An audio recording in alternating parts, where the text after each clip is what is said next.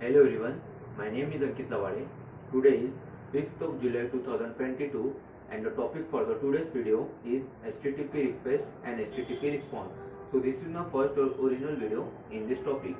Now we will see first what is HTTP request. So the HTTP request are the messages which are sent by the client or the user to initiate an action on the server. The first line of the message includes the request message from the client to the server, the method which is applied to the resource, identifier of the resource and the protocol version. So the syntax of the HTTP request is that a request line, then a zero or more header, that is general header, request header, entity header or fields followed by CRLF, then an empty line, that is a line with nothing preceding the CRLF indicating the end of the header field, and optionally a message body. Now we will see first what is the request line. So the request line starts with a method token which is followed by the request URI, the protocol version and ending with CRLF. Using the SP character, the elements are separated. So the syntax for the request line is request line equal to method SP request dash URI, then SP HTTP dash version CRLF. Now we will see for what is the request method. So the method token which is used to indicate the method which was performed on the resource identified by the request URI, and the method is case sensitive and should always be mentioned in the uppercase. Now a resource is allowed a list of method, and that method can be specified in an allow header field. The response return code always notifies the client where a method is currently allowed on a resource, since the set of allowed method can be changed dynamically. Now we will see some of the method and its description. So the first is get method.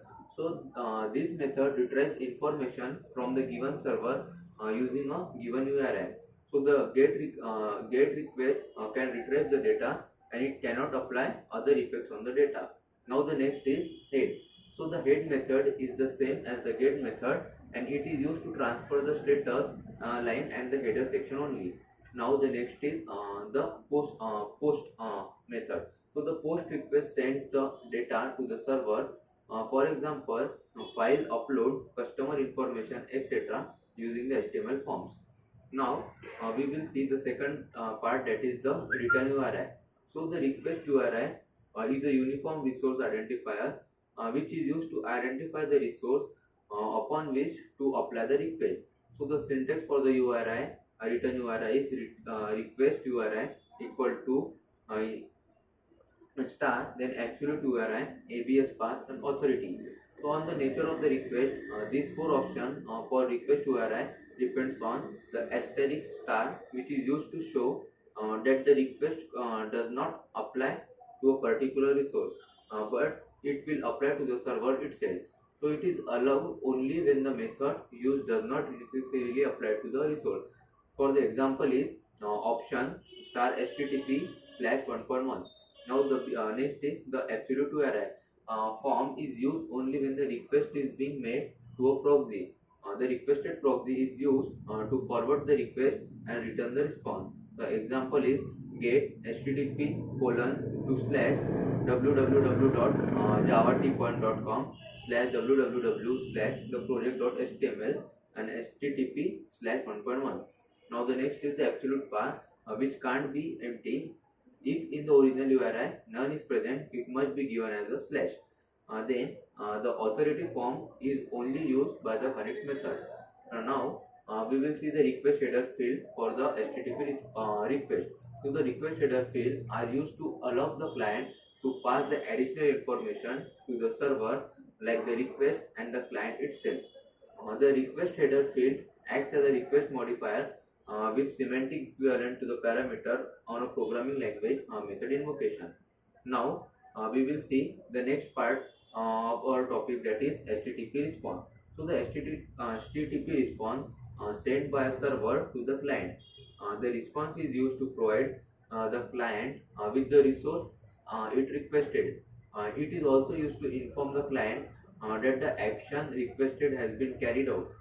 It can also inform the client that an error occurred in processing its request. So An HTTP response contains the following thing, that is the status line, then message, response header field, or a series of HTTP header and the message body. So in the request message, each HTTP header is followed by a carriage returns line feed, that is CRLF. Then after the last of the HTTP header, an additional CRLF is used and then begins the message body. Now we will see first what is the status line. So in the response message, the status line is the first line, and the status line contains the three items, that is HTTP version number A. So the it is which is used to show the HTTP specification to which the server has tried to make the message compile. Then the example is that HTTP version equal to HTTP slash 1.1. Then the next is status code. It is a 3-digit number that indicates the result of the request. The first digit defines the class of the response. The last two digits do not have any categorized role. And there are 5 values for the first digit, which are as follows, that is 1 access, which is information, 2 access, that is success, 3 access, that is redirection, 4 access, that is plan error, and 5 access, that is server error. And the third part is reason phrase, so which is also known as the status text. It is a human readable text that summarizes the meaning of the status code. Now we will see the response header field for the HTTP response. So the HTTP headers for the response of the server contain the information that a client can use to find out more about the response and about the server that sent it.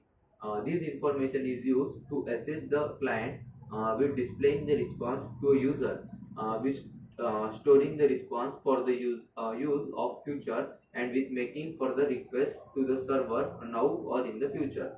Now we will see the message body. So the response message body may be referred for convenience as the response body, and the body of the message is used for most responses. The exception are where a server is using certain status codes, and whether the server is responding to a client request which asks for the header but not the response body. So this is all about the HTTP request and the HTTP response. Thank you.